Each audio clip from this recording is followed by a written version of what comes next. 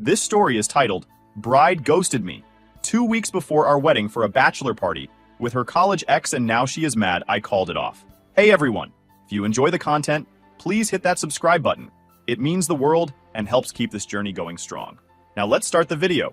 OP starts by saying, I'll start by saying, this post is more for me to vent than anything else. If you've ever been in a situation where someone you love completely betrays your trust, you might relate. I honestly don't know what to feel anymore. I'm sitting here in an empty apartment, writing this, when 2 weeks ago, I thought I'd be married by now. But here's where it all began. 2 weeks ago, I woke up like any other day. I reached over to her side of the bed, but it was empty. At first, I didn't think much of it. Maybe she went for a jog or had an early morning errand. It wasn't until I got up, brushed my teeth, and saw her side of the bathroom untouched that I started to feel weird. She hadn't been here since last night. I tried calling her, straight to voicemail. I texted, hey, where are you? Woke up and you weren't home. No response. As the hours passed, I started panicking. Mia always kept me in the loop. If she was going somewhere, she'd at least drop a text.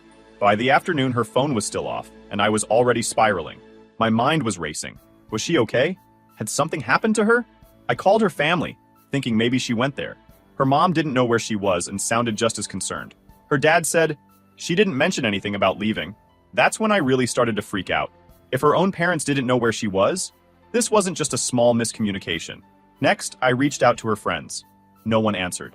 Some left me on read, which pissed me off even more. They were always chatty when we were out at dinner or parties, but now they were suddenly silent. I was losing it. By the evening, I was pacing around the living room. Should I call the police? What if something bad had happened? I barely slept that night. My phone was glued to my hand. Every time a notification popped up, my heart would jump. But it was never her. Around 4 a.m., completely exhausted, I opened Instagram out of habit, scrolling mindlessly, and then I saw it. A group photo. A bunch of her college friends at some bar, laughing, drinks in hand. And there she was, front and center, smiling like she didn't have a care in the world. My stomach dropped. I stared at the picture, hoping I was wrong, but it was her. The bar was tagged in the post. Out of curiosity, I tapped on it and realized it wasn't even local. It was in Spain. Spain. My fiancée, the person I was supposed to marry in 2 weeks, had hopped on a plane and flown halfway across the world without telling me. I felt like my brain couldn't process it. This wasn't real. It couldn't be. But there she was, grinning with her friends like everything was fine. No message, no call, no explanation. Nothing. I was furious. I mean, who does that? How do you just disappear without a word to your partner? I texted her immediately. I know where you are. You better get on the next flight home or this wedding is off. I didn't even care if I sounded harsh. What else was I supposed to say?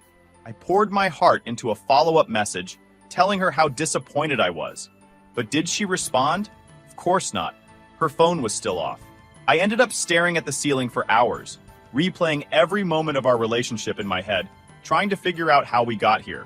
The next day, her parents called again, asking if I'd heard from her. When I explained what I found, they were as shocked as I was.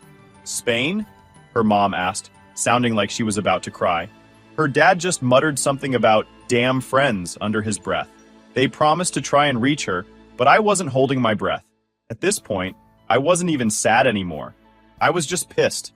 The love of my life, the person I thought I knew, had chosen to party with her friends in another country instead of being here with me. It wasn't even about the wedding anymore. It was about respect. That evening, she finally called. Her voice was calm, like nothing had happened. Hey, she said casually, as if we weren't on the verge of a massive fallout. I didn't even let her finish her sentence before I let loose. Do you have any idea what you've done? I said, my voice shaking. You disappeared. I thought something had happened to you. Do you know how scared I was? She sighed, annoyed, like I was being dramatic. It's not that big of a deal, she said. Not that big of a deal? I couldn't believe my ears. She went on to explain that her college friends had been planning this surprise trip for months. They only told her about it last week and had already booked and paid for everything. She didn't want to go at first, she claimed, but they insisted and didn't want to waste the money. I asked her why she didn't just tell me. Because I knew you'd overreact, she said. I wanted to go. I deserved it. I haven't had a trip with my friends in years. Overreact? I didn't even know what to say to that. I was too stunned to yell. I asked her point blank, what about our wedding? Did you think about that? She shrugged it off. I'll be back before then. It's just 2 weeks. Relax. Relax. That word set me off. If you're not back tomorrow, I told her, there won't be a wedding to come back to. Her response? I already told you I'm staying. Deal with it. And then she hung up. I'm not proud of what I did next, but I spent the rest of the night stewing in my anger. Every time I thought about her sitting in some bar in Spain, laughing it up while I was here cleaning up her mess, my blood boiled. That's when I made the decision. I wasn't waiting for her to come back. I was calling off the wedding. She wanted to party? Fine. She could party all she wanted, but she wasn't going to party her way back into my life. The morning after that awful call, I woke up feeling hollow. I'd barely slept, replaying our conversation in my head over and over. I kept thinking, how did it come to this? Just days ago, we were picking out cake flavors and finalizing the guest list. Now I was staring at the ceiling, trying to convince myself this wasn't all a bad dream. When I finally dragged myself out of bed, the first thing I did was check my phone. No texts, no missed calls, no apologies. She wasn't going to reach out. I think deep down, I already knew that. I started scrolling through Instagram again, even though it felt like punching myself in the face. More pictures, more stories. She was at some beach this time, drink in hand, arm around one of her friends. She looked so happy. I wasn't even jealous at that point. I was just angry. It wasn't just that she was partying while I was losing my mind. It was that she didn't seem to care. Not about me, not about us. I decided I wasn't going to sit around waiting for her to come to her senses. The first thing I did was text the wedding planner. We need to talk, I wrote. It felt surreal typing those words, like I was talking about someone else's wedding. She responded almost immediately, probably assuming I had some last-minute change to the seating chart. Little did she know. Next, I drafted a message to our guests. I stared at it for what felt like forever, rewriting the words in my head before finally typing them out. Period. Hi everyone. I wanted to let you know the wedding is canceled. Please don't contact me about this right now. I need time to process everything. Thank you for understanding. I didn't explain. I didn't feel like I owed anyone more than that. As soon as I hit send, the messages started pouring in. Most were sympathetic. So sorry to hear this, or let me know if you need anything. But a few people wanted details. What happened? They asked. Are you okay? I ignored them. I wasn't ready to talk about it. By the afternoon, word had gotten around. Her parents called me, their voices shaky with confusion. What's going on? Her mom asked. Why are people saying the wedding is canceled? I explained everything, from the moment she disappeared to that awful phone call. I told them about the texts, the Instagram posts, the blatant disregard for what we'd built together. Her mom cried. Her dad didn't say much, just muttered something about her needing to grow up. They promised to try and get through to her, but I wasn't holding my breath. If she hadn't listened to me, why would she listen to them? That evening, she called again. This time, I let it ring out. I wasn't in the mood to hear her excuses. She texted instead. Period. Please answer. I just want to talk. I didn't reply. The next day, I started making the hard calls. Canceling the venue, the photographer, the florist. I thought it would hurt more, but honestly, it was cathartic. Each cancellation felt like reclaiming a little bit of control. I wasn't going to let her actions dictate my life anymore. The wedding planner was understanding. I'm sorry to hear this, she said. Let me know if there's anything I can do. The vendors weren't as kind. Some charged hefty cancellation fees, which stung, but I figured I'd deal with that later. By the time I finished, the only thing left to do was pack up her things. I couldn't bear to look at them, so I stuffed everything into boxes as quickly as possible. Her clothes, her books, even the stupid little knickknacks she insisted on keeping on the coffee table. It all went into the spare room, out of sight and out of mind. That night, her parents called again. They'd finally gotten through to her, they said. She was upset and wanted to come home. Just give her a chance to explain, her mom pleaded. She loves you, but love wasn't enough. If she loved me, she wouldn't have done this in the first place. She can come back, I said, my voice cold, but she won't be coming back to me. She showed up 2 days later. I saw her car pull into the driveway, her suitcase in the trunk. I didn't even open the door. She knocked and knocked, calling my name, but I stayed inside. Please, let's talk, she shouted. We can fix this. Her voice cracked, and for a moment, I almost caved. Almost. But then I remembered the phone call, her laughing in the Instagram stories, the way she told me to deal with it. I already told you, I said through the door. The wedding is off. You made your choice. She started crying then. loud, messy sobs that echoed through the door. It hurt to hear her like that, but I couldn't let her back in. Not after everything. Eventually, she left. I watched her drive away, tears streaming down her face. It felt like a weight had been lifted, but also like a part of me had been ripped out. That night, I got another flood of messages. Her friends, her family, even a few of our mutual friends. "She's really sorry," they said. "You need to talk to her." But I couldn't. Not yet. Maybe not ever. After Mia left that day, the reality of what I'd done started to settle in. The wedding wasn't just on hold, it was canceled, finished, and so was our relationship. At first, I felt a weird kind of relief, like I'd finally made a decision and didn't have to keep agonizing over it. But that relief didn't last long. Everywhere I turned, there were reminders of her. The stupid little magnets she collected from every trip we went on. Her favorite mug, still sitting in the sink. The framed picture of us at her cousin's wedding last year, where everyone kept saying we looked like the perfect couple.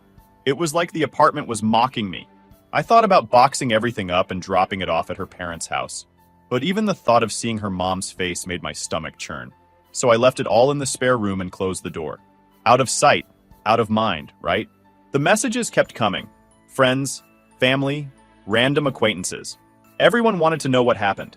Some people were genuinely supportive, sending messages like, "I'm so sorry you're going through this," or "Let me know if you need anything." But others weren't so kind. A few mutual friends started to push back. "You're seriously calling off a wedding over this?" One of them wrote. "She didn't cheat on you. She just went on a trip with her friends. Don't you think you're overreacting?" Overreacting. That word kept coming up, and it pissed me off every time. I wasn't overreacting. This wasn't about the trip. It was about the way she handled it. She didn't just book a last-minute flight. She ghosted me. She ignored my calls, my texts, everything. And when I finally found out where she was, she acted like I was the one being unreasonable. "She knew what she was doing," I wrote back to one of the more persistent friends. "She made her choice. Now she has to live with it." Her parents were relentless. They called me every day for a week, begging me to talk to her. "She's devastated," her mom kept saying. "She knows she made a mistake." At one point, her dad even tried to guilt trip me.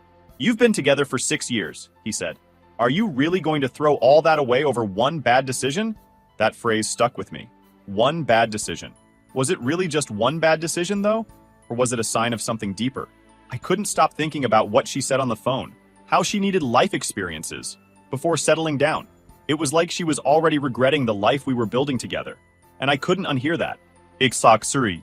Eventually, my parents got involved. I don't know if Mia's family called them, or if word just got around. But one night, I got a text from my mom. "We need to talk." When I called her back, she didn't waste any time. "What's going on?" she asked. "Why is the wedding canceled?" I tried to explain, but it didn't seem to sink in.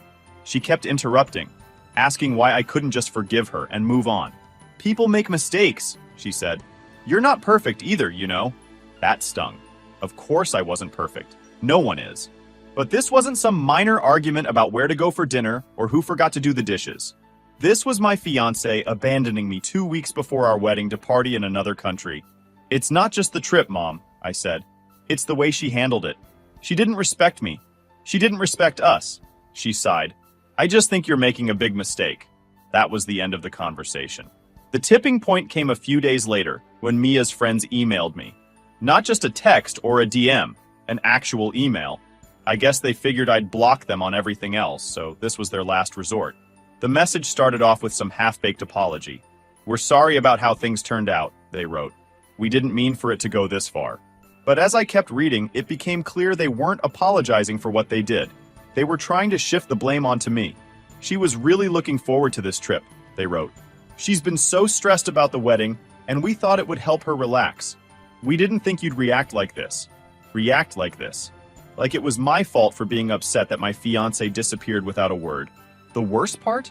They admitted they'd encouraged her to ignore me. "We told her not to worry about your texts," they wrote. "We thought you'd cool off once she got back." Cool off? They thought I'd cool off while they were halfway across the world partying with my fiancé? I didn't even finish reading the email. I deleted it and blocked their address. By the end of the week, I'd reached my breaking point. I texted Mia's parents and told them she could come by to pick up her stuff. I wasn't going to drop it off, and I wasn't going to stick around for some big emotional confrontation. "Just tell her to come when I'm not home," I wrote. Her mom called me immediately. "Please, just talk to her," she begged. "She's been crying nonstop. She's not eating, she's not sleeping, she needs to see you." "She needed to see me before she got on that plane," I said. That shut her up. The next day, Mia texted me for the first time since she got back. "Can we talk?" she wrote. "I just want to explain." But I didn't need an explanation. I already knew everything I needed to know. "I'm sorry," I replied. "It's too late." She didn't respond. By the time she came to pick up her things, I thought I'd feel better. Like I could finally put this whole mess behind me.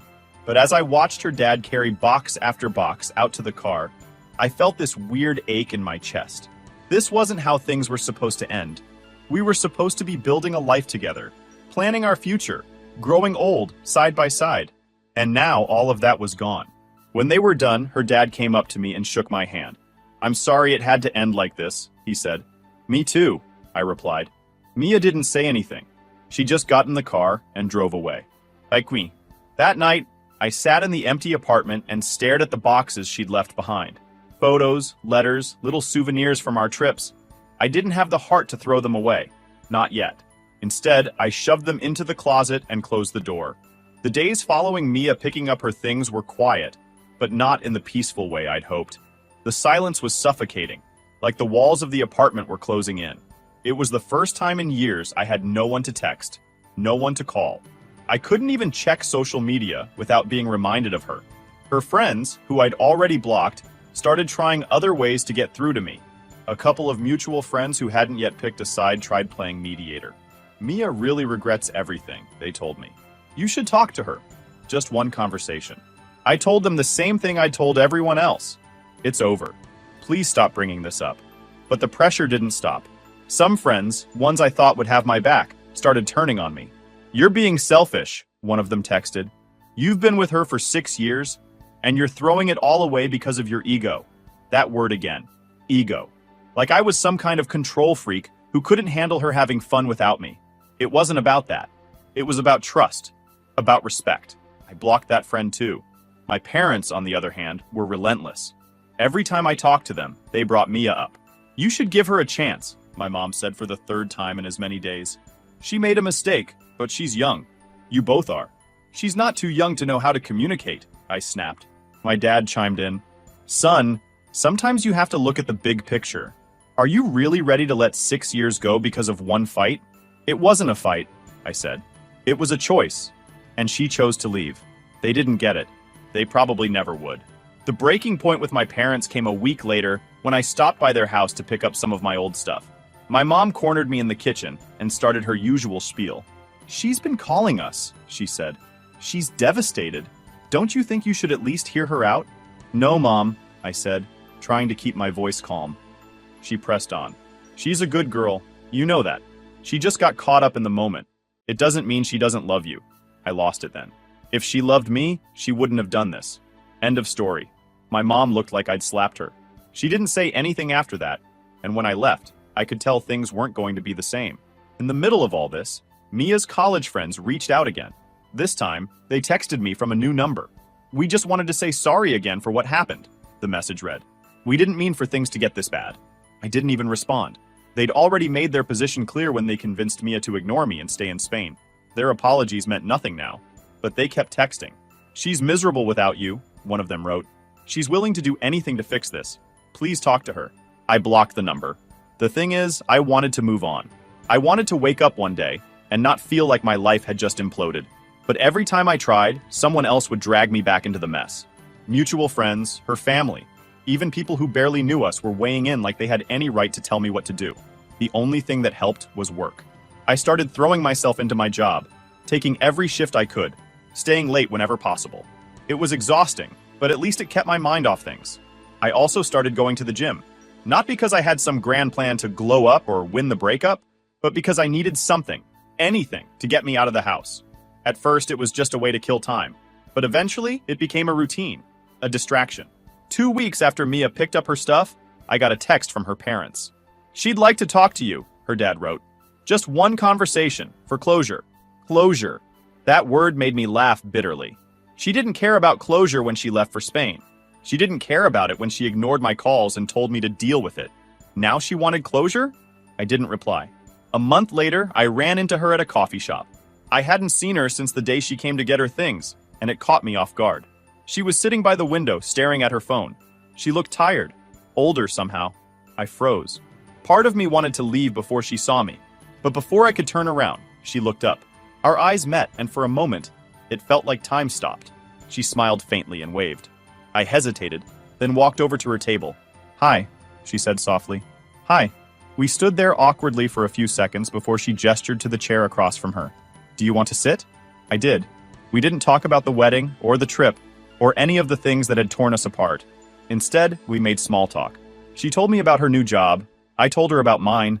It was polite, almost distant, like we were old acquaintances catching up. When I finally left, I felt strange. Not sad, exactly. Just empty. That encounter made me realize something. I was never going to get the closure I wanted. Not from her, not from anyone. The only way to move on was to accept that some things don't make sense and some wounds don't heal cleanly. So that's what I've been trying to do. After that run-in with Mia at the coffee shop, I thought about her a lot. Not in a maybe we'll get back together kind of way. More like trying to make sense of the past 6 years. What went wrong? Could I have done something differently? Was I too harsh? Too inflexible? Those questions haunted me. I'd go over everything in my head late at night when the apartment was too quiet. The way she'd laughed when we first met in college. How we'd stayed up all night talking about our dreams. And how sure we'd been about our future together. 6 years of memories. And yet, here we were. Strangers now. I started therapy about 3 months after the breakup. A good friend, one of the few who had stuck by me through all this, suggested it. At first, I didn't think I needed it. "I'm fine," I told her. "I just need time." But time wasn't helping. Every time I felt like I was moving on, something would drag me back. A memory, a text from someone who didn't know the wedding was off, even a random song on the radio. It was exhausting. The first therapy session was awkward. I didn't know where to start, so I just blurted out, "I was supposed to get married, but I called it off." The therapist nodded and asked me to explain. As I talked, all the anger, confusion, and guilt I'd been bottling up poured out. By the end of the session, I felt like I'd run a marathon. Therapy didn't fix everything overnight, but it helped me unpack a lot of things I hadn't even realized I was carrying. I started to see how much of my anger wasn't just about the trip, but about deeper issues. The way Mia had handled things showed me how differently we saw our relationship. To me, marriage was a partnership. To her, it seemed like something she was doing because it was expected of her. The therapist asked me a question that stuck with me. If this hadn't happened, do you think you'd have noticed these differences later? I thought about that a lot. Maybe the wedding would have gone ahead, and we'd have spent years together before realizing we weren't on the same page. Maybe it was better that it ended now, even if it hurt like hell. I started focusing more on myself. I wasn't just going to the gym anymore. I was setting goals. I started running in the mornings, something I'd never done before. I signed up for a cooking class because I was tired of eating takeout every night. Work became my safe space. I threw myself into projects, volunteered for extra tasks, and even got a small promotion after a few months. My coworkers joked that I was turning into a workaholic, but I didn't care. It was better than sitting at home, wallowing. Mia texted me once, about 6 months after the breakup. It was short, just a simple, "I hope you're doing well." I stared at the message for a long time, unsure how to respond. Part of me wanted to ignore it, but another part wanted to say something back. Not to rekindle anything, but just to, I don't know, acknowledge the time we spent together. In the end, I replied, "I am. I hope you are too." She didn't text back, and I was okay with that. My parents and I still weren't talking much. They'd been so caught up in the idea of Mia and me as the perfect couple that they couldn't see how toxic things had become toward the end. Every time I tried to explain, they'd brush it off as me being stubborn or dramatic. It hurt, but I decided I couldn't keep chasing their approval. I started spending holidays with friends instead of family, and honestly, it was better that way. A year after the wedding that never was, I realized I felt lighter. Not happy, exactly, but no longer weighed down by everything that had happened. I wasn't angry anymore. I wasn't constantly replaying our conversations in my head or wondering if I'd made the right choice. I saw Mia one more time, at a mutual friend's wedding. She was with someone new, and so was I. We exchanged polite smiles from across the room, but neither of us approached the other. Later that night, as I danced with my date, I realized I wasn't sad.